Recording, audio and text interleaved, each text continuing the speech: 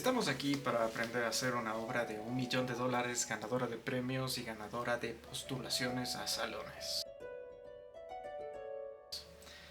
Y no es ningún truco, pues aquí vamos a aprender cómo hacerlo.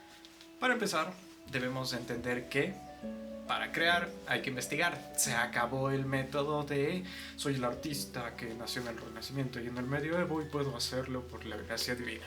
Pues ahora nos toca investigar para crear, porque así se vuelve más interesante plantear una imagen. Yo no estoy hablando de una imagen como esta o una escultura como esta, más bien estoy hablando de algo que tenga alma, un alma de nuestro tiempo, porque no podemos olvidar que somos artistas de esta época. Y para ello nos toca leer. No te preocupes, no hay que leer un texto tan complejo, no hay que leer al mejor filósofo, simplemente hay que leer. ¿Y leer para qué, te preguntarás? Para entender un poco más el mundo que te rodea. Leer para entender. Puede ser cualquier tipo de texto. Como te lo digo, así de sencillo se puede empezar. Una vez que lees, te das cuenta de que no todo funciona como tú creerías que funciona a primera vista. Es ahí en donde te puedes meter tú a tratar de dar tu perspectiva sobre el mundo.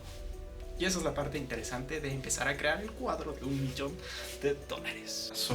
Y para empezar con este ejemplo, empecé leyendo a Kafka, lo que me llevó a leer El ademán de dirigir nubes, para dirigirme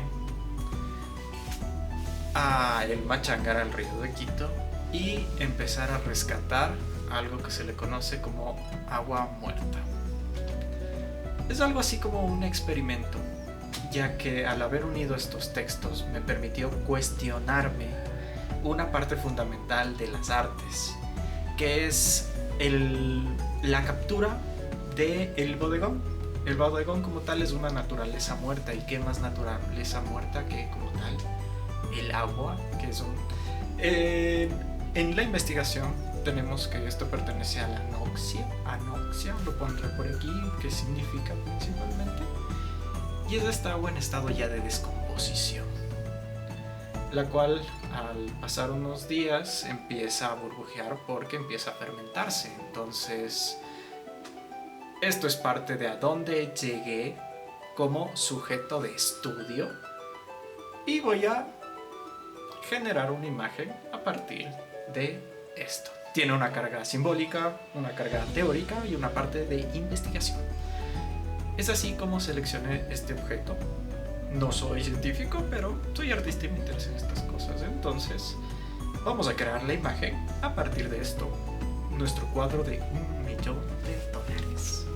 Para continuar con este maravilloso cuadro de propuesta, necesitamos tener una referencia clara de lo que queremos hacer. Como en mi caso ya tenemos el frasco, pues les voy a mostrar un poco de mi proceso en este caso. Y vamos a lo que yo llamo el cubo. Es un habitáculo en el cual yo coloco objetos de diversa índole para fotografiarlos, estructurarlos, y es así como surge una imagen desde mi propuesta. En este caso me gusta hacer los armados. Justo al abrir esto empieza a dar un hedor, y lo que yo voy ajustando aquí justamente son luces y sombras para integrar a la imagen. Voy a colocar una planta de mi jardín que en teoría es mala hierba, así que vamos a tratar de conseguir una imagen interesante. Mientras sucede esto, vamos a ver qué le sucede a la planta, así que vamos a tratar de realizar lo que es naturaleza muerta. Mientras trabajamos, casi ya tenemos una escena bastante sólida, en donde tratamos de identificar las mejores partes de la composición. Pues vamos a empezar con esta magnífica obra. Pues nada más arrancar, ya tenemos el encaje, que es una parte esencial.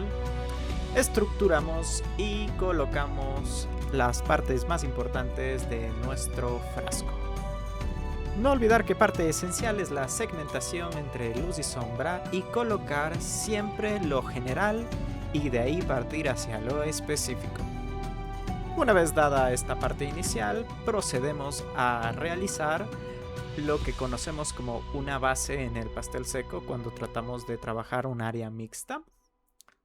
Excelente, ahora trabajo una textura tipo T de este Burnt Sienna que me va a permitir a mí tener una base directa en el fondo y así no gastar demasiado tiempo en el relleno. Además me permite ver ya luz y sombra, un excelente tip. Intento en este punto es una mezcla de base mixta que se hace en el pastel seco sobre una superficie que tenga un buen gramaje. En este caso hay cosas que me encantan sobre la mancha que creo irrepetibles, que de hecho tienen mucha más fuerza que quizás el dibujo final. Eso es lo que me encanta de realizar este tipo de obras que son ya más como personales, pero vamos a ver qué sucede después. Aquí es en donde se toman decisiones, ya que depende si lo completas o no. Aquí sí depende el gusto. Por hoy paramos con el cuadro hasta ahí, por una simple razón. Debemos dejar secar la superficie para seguir trabajando con las nuevas capas de pastel seco. Ahora sí, empezamos con el pastel seco. Hay que tomar ciertas medidas en cuanto a los valores. Vamos a tratar de ir siempre de lo oscuro a lo claro. Y dependiendo el tipo de textura y material que se esté ocupando, uno debe empezar a relacionarlo con el contexto en el color para poder llegar a tener algo más de naturalidad. Es curioso, pero en esta zona trato de transmitir lo que sucedía en el estado actual de la planta. Gracias al color, trato de describir de manera momentánea cómo la planta empieza a marchitarse al estar en contacto con este sistema de agua. Aquí viene la parte más de las artes, tratar de combinar el concepto. Voy a ocupar el sentido de las infancias, de la niñez, para contrastarlo con esta dura realidad. Al revisar ciertas imágenes, me agradó la ruptura y la pregunta que permite al espectador cuestionarse en qué entorno se encuentra, gracias a las flores que, un tanto dibujadas como lo haría un niño, permiten un poco cuestionarse este escenario. Al inicio es un tipo de bodegón, pero estas plantitas te hacen la pregunta de si esto es real, esto es ficticio, y al combinarlas con el concepto queda algo así. Va a permitir que la persona que lo observe se cuestione esta pequeña realidad. Que de hecho el cuadro te realiza hasta cierto punto una pregunta un poco abierta. En este punto estoy bastante seguro de lo que ya se ha realizado y se ha revisado principalmente en cuanto a pesos visuales, la composición.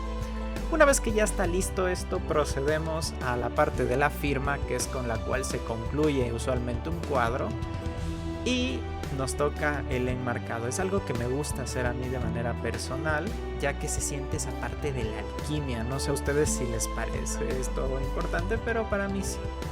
Siempre medirlo, revisar que todo esté listo, me parece algo bastante entretenido de hacer. Y es así como culmino este cuadro. Cuéntenme qué les pareció, si esta información les va sirviendo. Y no se olviden que pueden pedirme ayuda en cualquier otro tipo de videos. Y bueno, los espero para la próxima.